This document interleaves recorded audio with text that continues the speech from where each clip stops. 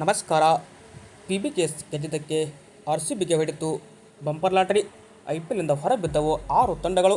ಇನ್ನು MI ಮತ್ತು PBKS ಪಂದ್ಯದ ಮುಕ್ತಾಯದ ಬೆನ್ನಲ್ಲೇ ಹೊಸ ಪಾಯಿಂಟ್ಸ್ ಟೇಬಲ್ ಬಿಡುಗಡೆಯಾಗಿದ್ದು, ಪಾಯಿಂಟ್ಸ್ ಟೇಬಲ್ ಯಾವ ಥರ ಇದೆ, ಯಾವ ಸ್ಥಾನದಲ್ಲಿ ಯಾವ ತಂಡ ಇದೆ, RCB ಯಾವ ಸ್ಥಾನದಲ್ಲಿ ಈ ಒಂದು ಅಂಕಪಟ್ಟಿಯಲ್ಲಿ ಇದೆ ಅಂತ ಪ್ರತಿಯೊಂದು ಅಪ್ಡೇಟನ್ನು ತಿಳಿಸ್ಕೊಡ್ತಾ ಬರ್ತೀನಿ.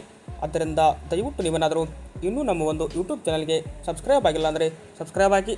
ಹಾಗೆಯೇ ನೀವು RCB ಈ ಬಾರಿ ಟಾಪ್ 4ನಲ್ಲಿ ಬರುತ್ತೋ ಇಲ್ಲೋ ಎಂಬ ನಿಮ್ಮ ಅನಿಸಿಕೆಯನ್ನು ಕೂಡ ಕಮೆಂಟ್ ಬಾಕ್ಸಲ್ಲಿ ಕಮೆಂಟ್ ಮಾಡಿ ಸ್ನೇಹಿತರೆ. ಇನ್ನು ಇದಕ್ಕೂ ಮೊದಲು ಬ್ಯಾಟಿಂಗ್ ಮಾಡಿದಂತಹ ಈ ಒಂದು MI ತಂಡದ ಪರವಾಗಿ ಕ್ವಿಂಟನ್ ಡಿಕಾಕ್ ಅವರು ಡೆಬ್ಯೂ ಮಾಡಿದರು. ಇದೇ ಜರ್ಸಿಯಲ್ಲಿ ಈ ವರ್ಷ ಫಸ್ಟ್ ಟೈಮ್ ಒಂದು ಮುಂಬೈ ಜರ್ಸಿಯಲ್ಲಿ ಆಡಿದರೆ ಇತ್ತ ಕ್ವಿಂಟನ್ ಡಿಕಾಕ್ ಕೇವಲ 60 ಬಾಲ್ಗೆ 112 ರನ್ನನ್ನು ಹೊಡೆದರು. ಇನ್ನು 8 4 ಜೊತೆಗೆ 7 ಭರ್ಜರಿ ಸಿಕ್ಸರ್ ಇವರ ಬ್ಯಾಟ್ನಲ್ಲಿ ಸೇರಿದರೆ ಇತ್ತ ನಮನ್ ಗಿರ್ ಕೂಡ 31 ಬಾಲ್ಗೆ 50 ರನ್ ಹೊಡೆದರು. ಅಂತಿಮವಾಗಿ ಇವರಿಬ್ಬರ ನೆರವಿನಿಂದ MI ತಂಡ 8 ವಿಕೆಟ್ ಕಳೆದುಕೊಂಡು 195 ರನ್ಗಳನ್ನು ಕಲೆ ಹಾಕಿತ್ತು.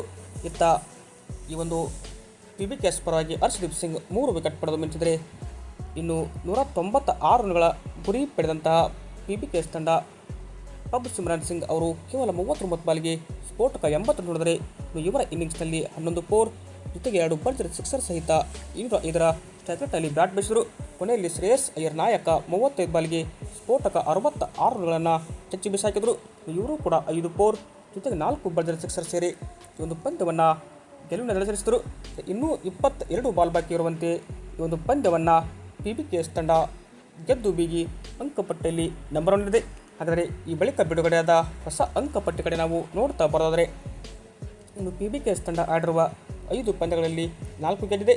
ಇದು ಒಂದು 100 ರಿಸಲ್ಟ್ ಆದರೆ 9 ಅಂಕಗಳನ್ನು ಇವರು ಸಂಪಾದಿಸಿದರೆ, ಇವರು ಈ ಬಾರಿಯ IPLನಲ್ಲಿ ಸೋಲೆ ಕಂಡಿಲ್ಲ. ಇನ್ನು RCB 2ನೇ ಸ್ಥಾನದಲ್ಲಿದ್ದು, RCB ಆಡಿರುವ 5 ಪಂದ್ಯಗಳಲ್ಲಿ 4 ಗೆದ್ದು 1 ಸೋತು 8 ಅಂಕ ಸಂಪಾದಿಸಿದರೆ, ಇತ್ತ 3ನೇ ಸ್ಥಾನದಲ್ಲಿ RR ಇದೆ. RR ಆಡಿರುವ 5 ಪಂದ್ಯಗಳಲ್ಲಿ 4 ಗೆದ್ದು 1 ಸೋತಿದೆ.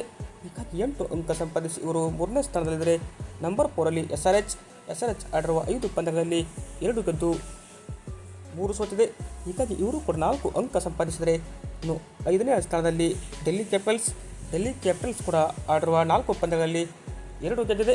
ಹೀಗಾಗಿ 2 ಸೋತಿರುವ ಇವರು ಕೂಡ 4 ಅಂಕ ಸಂಪಾದಿಸಿದರೆ, ಇತ್ತ 6ನೇ ಸ್ಥಾನದಲ್ಲಿ GT, 7ನೇ ಸ್ಥಾನದಲ್ಲಿ LSC, 8ನೇ ಸ್ಥಾನದಲ್ಲಿ CSK, 9ನೇ ಸ್ಥಾನದಲ್ಲಿ MI ತಂಡ ಆಡಿರುವ 5 ಪಂದ್ಯದಲ್ಲಿ ಕೇವಲ ಗೆದ್ದಿದ್ದು 1 ಮಾತ್ರ. ಹೀಗಾಗಿ 2 ಅಂಕ ಸಂಪಾದಿಸಿ ಇವರು 9ನೇ ಸ್ಥಾನದಲ್ಲಿದ್ದರೆ, KKR ತಂಡ ಆಡಿರುವ 5 ಪಂದ್ಯದಲ್ಲಿ ಯಾವುದೇ ಒಂದು ಪಂದ್ಯ ಕೂಡ ಇಲ್ಲಿ ಗೆಲ್ಲಕ್ಕಾಗಿಲ್ಲ. ಅಂದರೆ PBKS ಈ ಬಾರಿಯ IPL ಸೀಸನ್ 2026ರಲ್ಲಿ ಒಂದೇ ಒಂದು ಪಂದ್ಯವನ್ನು ಕೂಡ ಇಲ್ಲಿ ಸೋತಿಲ್ಲ. ಇನ್ನು KKR ಇಲ್ಲಿ ಒಂದೇ ಪಂದ್ಯವನ್ನು ಕೂಡ ಗೆದ್ದಿಲ್ಲ. ಇನ್ನು PBKS, RCB, RR, SRH top 4ನಲ್ಲಿ ಕಾಣಿಸಿಕೊಂಡರೆ, ಇತ್ತ Delhi capitals, GT, LSC, CSK, MI, KKR ಸದ್ಯ ಟಾಪ್ 4ರಿಂದ ಹೊರಬಿದ್ದಿವೆ ಅಂತಲೇ ಹೇಳ್ಬೋದಾಗಿದೆ. ವಿಡಿಯೋ ಇಷ್ಟವಾದಲ್ಲಿ ಲೈಕ್ ಮಾಡಿ. Thank you.